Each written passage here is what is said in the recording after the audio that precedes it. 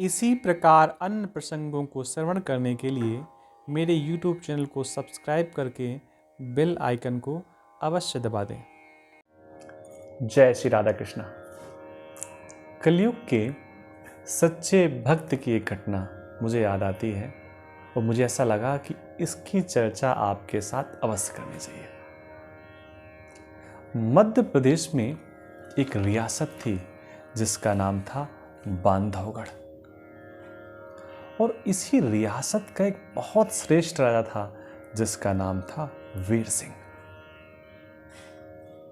राजा अपनी प्रजा का पुत्रवत प्रेम करता था, जैसे पहले राजा अपने प्रजा को करते भी थे और आज भी करते हैं।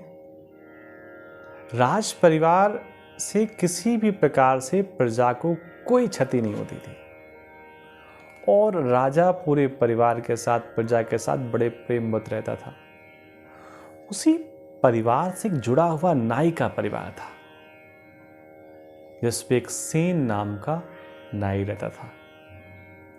उसका नित्य का कार्य था कि वो रोज राजा के पास जाता, प्रातःकाल राजा के बाल वगैरह काटता, नाखून वगैरह काटता, राजा की मालिश करता, और फिर ये जब सारी प्रक्रियाएं हो जाती तब वीर सिंह जाकर के स्नान करते।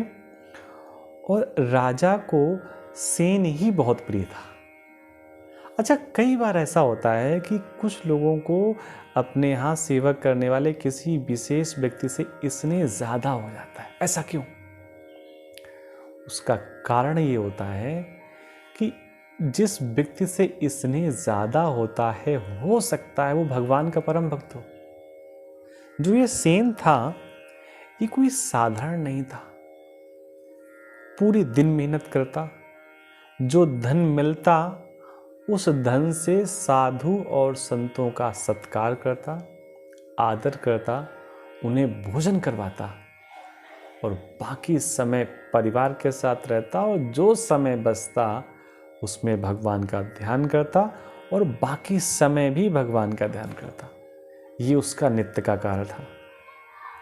राजा ने एक दिन अपने नाई से कहा, सेन से, कि सेन, ऐसा करना, तू रोज जिस समय आता है तो तेरा समय तो निश्चित है, लेकिन फिर कल तू क्या करना, एक मीटिंग है, कई मेरे मित्र आने वाले हैं, तो मुझे समय से वहाँ बैठना पड़ेगा, इसलिए कल थोड़ा और जल्दी आ जाना। आता तो वैसे तो समय से ही, लेकिन कल थोड़ा और जल्दी आ जाना। सेन ने कहा ठीक, ऐसा कह करके सेन चला गया। अगली सुबह जब सेन अपना सारा सामान लेकर के राजा के महल की ओर चल ही पड़ा था कि उसी समय हरे राम राम राम हरे हरे, हरे कृष्ण कृष्ण कृष्ण हरे हरे, ऐसे कहते हुए संतों महात्माओं की भक्त मंडली आ गई। सेन भगवान के नाम को सुन करके राजा के कर्तव्य को भूल गया और उसको ऐसा लगा कि जो सुख संतों की सेवा करने में है वो सुख कहीं और नहीं है। वो ये नहीं चाहता था कि मैं राजा की सेवा ना करूं, लेकिन संतों की सेवा उसको ऐसा लगा इनको पहले कर लो, नहीं तो ये तो संत कहीं भी चले जाएंगे, सेवा करने का मौका छूट जाएगा। सेन संतों की सेवा पे लग गया। उधर राजा का समय निकट आ रहा था अपने मंत्रियों और जो और मित्र आ रहे थे उनके साथ बैठने का। राजा बार बार चिंतित हो रहा था कि सेन कहाँ रह गया, सेन कहाँ रह गया। रोज तो समय से आ जाता था, आज और लेट आया।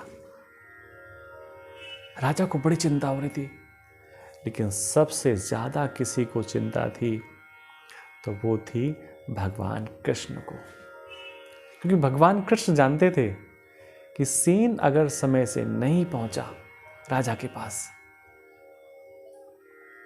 तो राजा सेन की गर्दन काट देगा, और वो मेरा भक्त है। मेरे भक्त का कोई अपराध करे, मेरे भक्त को कोई दंड दे, ये भगवान को बिल्कुल प्रिय नहीं है। अब वो तो संतों की सेवा पे लगा है, वो तो भूल भी गया कि मुझे राजा के पास जाना था। इसलिए भगवान हरि ने बड़ी कृपा की और स्वयं व्रजनंदन, नंदनंदन, यशोदानंदन कृष्ण ने ही सेन का वेश बनाया। वही सारे अस्त्र और जो भी थे वो सब कुछ लिया, राजा के पास पहुंच गया। राजा ने डांटा, अरे सेन इतनी देर में क्यों आया? मैं कब से तेरा इंतजार कर रहा था। आज तो मुझे मिलना भी था कई लोगों से और तूने इतनी देर कर दी। भगवान ने क्षमा प्रार्थना मांगी। स्वामी वो रास्ते पे संत महात्मा मिल गए थे, उनको प्रणाम करने लगे।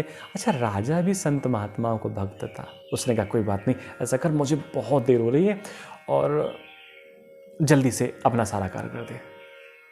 अब कल्पना करिए, सेन राजा के शरीर को स्पर्श करता था, लेकिन आज भगवान ने राजा के शरीर को स्पर्श किया। स्पर्श करते ही राजा के शरीर की सारी थकान दूर हो गई और उसको ऐसा लगा जैसे कोई 16 साल का व्यक्ति हो। उसको एकदम ताजगी आ गई। उसी समय राजा ने अपने गले की महंगी माला निकाली, प्रसन्न हो गया सेन से और सेन को पहना दिया। आज जो तूने सेवा की है, ऐसी सेवा आज के पहले कभी नहीं की, जितनी सेवा तूने आज की है। भगवान को अपना कार्य करना था, भगवान कार्य करके चले गए।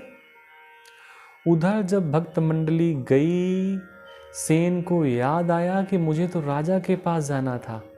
सेन घबरा गया। सेन को ऐसा लगा कि अब मेरा क्या होगा, अब तो मेरा सर कलम कर दिया जाएगा। घबराता हुआ वो सेन बड़ा मायूस सा चेहरा लेकर के राजमहल की ओर चल पड़ा। द्वार में जो द्वारपाल खड़े थे उन्होंने कहा, अरे सेन कहाँ जा रहा है? और इतनी जल्दी, अभी तो निकल करके गया था, कहाँ जा रहा है? सेन ने कहा, मैं तो आया ही नहीं, तो जाने का वापस सवाल ही नहीं होता। मैं तो पहली बार जा रहा हूँ और रोको मत, मुझे जल्दी जाने दो क्योंकि राजा बहुत नाराज होगा। द्वारपालों ने कहा, लगता है सेन की बुद्धि अव्यवस्थित हो गई है।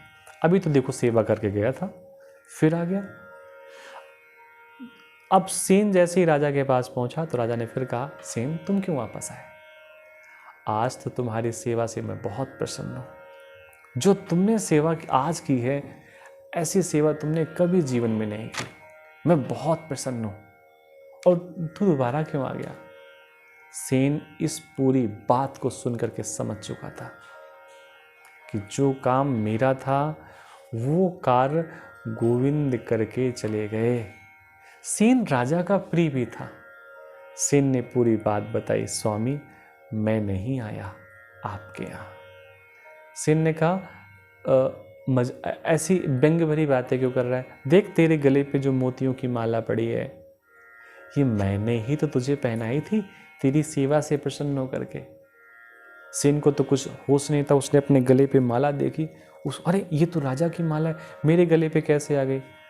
तब सेन ने हाथ जोड़ करके राजा से कहा कि स्वामी, जिसने आज आपकी सेवा की वो मैं नहीं था, मैं सत्य कह रहा हूं। और जिसको आपने माला पहनाई वो भी मैं नहीं था। अच्छा, राजा सेन की बातों पर विश्वास करता था, तो राजा ने पूछा सेन से, वीर सिंह जी ने, कि फिर वो कौन था? तब सेन ने पूरी बात बताई कि मेरे साथ ये घटना घटी, मैं सेवा में था, मेरे पास समय नहीं था, मैं आ नहीं पाया, इसलिए स्वयं जगन्नाथ आपकी सेवा में आए। राजा समझ गया इस बात। वो भी भक्त था, क्योंकि स्पर्श से जो सुख मिला था वो सेन से कभी नहीं मिलता था। लेकिन राजा भी भगवान का भक्त था, भगवत भक्त था। तत्काल उसको याद आया कि भगवान से अगर क्षमा प्रार्थना करनी है तो मंदिर नहीं जाना चाहिए, भगवान के भक्त से क्षमा मांगनी चाहिए। उसी समय राजा ने अपने मस्तक की पगड़ी सेन के पैरों पर रख दी। सेन को दंडवत प्रणाम करने के लिए दौड़ा, लेकिन सेन का भी अपना कर्तव्य था। सेन ने कहा, राजन हमें पाप के भागीदार मत बनाइए। और सेन ने राजा को गले से लगा लिया। राजा ने सेन से कहा कि मैंने आज तक तुम्हें दिया है, कभी तुमसे कुछ मांगा नहीं, आज मैं मांगता हूँ। सेन ने कहा, राजन मैं आपको क्या दे सकता हूँ? भगवान ने कहा, राजा ने कहा, आप हमें अपना शिष्य बना लीजिए और अब आपको कहीं और सेवा करने की आवश्यकता नहीं है। आप रात दिन भजन करिए, भोजन की व्यवस्था राज परिवार से होगी। अब आपको कहीं और जाने की आवश्यकता नहीं, किसी की सेवा करने की आवश्यकता नहीं। बस सिर्फ और सिर्फ एक आशीर्वाद बनाए रखिए कि हमारे पूरे परिवार पर अपनी कृपा बनाए रखिए। इस प्रकार राजा और सेन फिर रहने लगे। सेन रात दिन भगवान का भजन करते।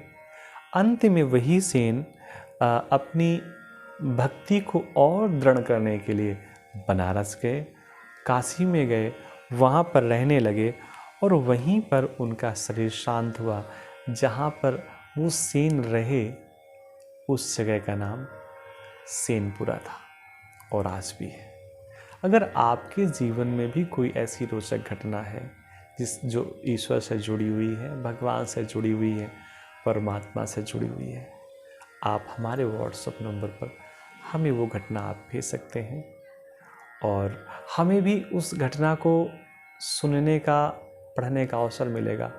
हमें भी बहुत प्रसन्नता होगी और ऐसे ही भगवान सभी की मनोकामना पूरी करें, सभी को किसी न किसी रूप में अपना दर्शन देते रहें। जय जगन्नाथ, जय श्री राधा कृष्ण।